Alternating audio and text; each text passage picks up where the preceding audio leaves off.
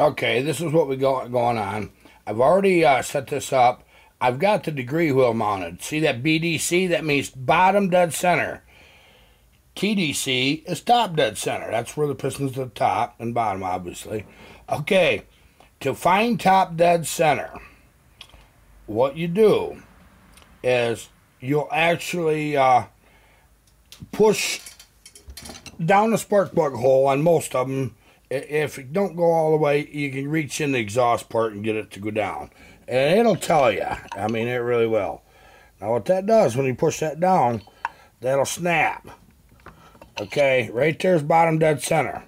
Okay, we know that because I can't push it any further. See what I mean? I'm using the edge of the wire, okay? You just find a place to mount it. You don't care if that's straight up on top dead center of that mark or that one straight down. You don't care anything. All you're doing is trying to get a reference point for rotation. Okay, now that we did that, the next thing you have to do is get that to top dead center. Okay, so we're going to do that. If I can do this right. Okay, I'm just going to rotate that. I use a socket with a screw in it to hold that degree wheel, okay? You'll feel a little snap there, okay? Right there. That's top dead center, okay? Now, what we're doing right now, that piston is guaranteed at the top. It's the only way that you can guarantee you found top dead center, start at bottom dead center. I know that makes sense, okay? Now what we want to do, we want to set the RPM range of the saw. We want to decide where it's going to go. Unfortunately, this one's actually pretty damn good shape because I was going to show you a little something more, but I'll explain it anyway. What you're doing is you got to find degrees of rotation. Now you do that with a light source. I cut me a little block of wood to hold my camera because when I found out what camera mounts or phone mounts cost, it was ridiculous. Okay, you can see in that cylinder really quite nice. Okay, what I'm going to do is ray of light. The first ray of light is where the piston opens. So you rotate in the direction that the engine runs from top dead center. It just fired top dead center.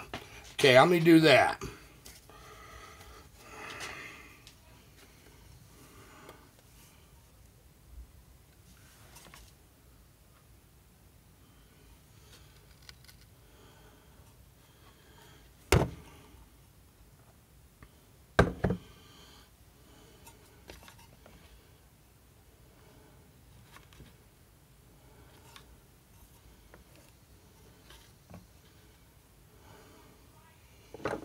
I moved my darn wheel, so I gotta make sure I'm on top dead center still.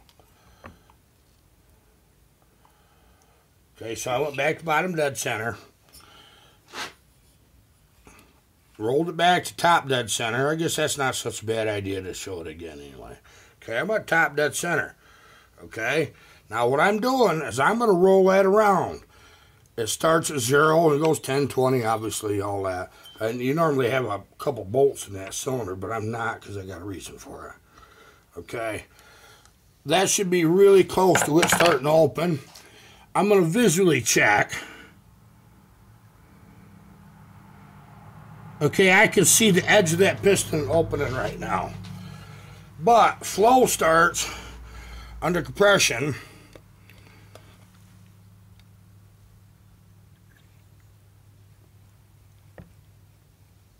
See that window of light? When that light pops in, right there, see that? That's telling you right what the top or the blowdown is. That's where it opens. Okay, 90. Another 10 is 100. Okay. It's at 103 right now because I used the edge. Okay? 103, that's going to be a nice torquey saw.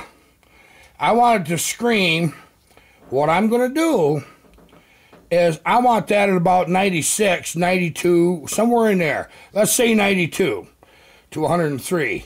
Okay, that's 11 thousandths.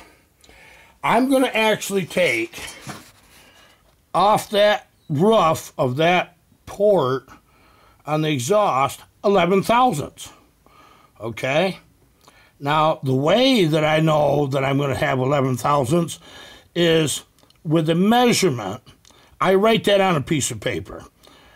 I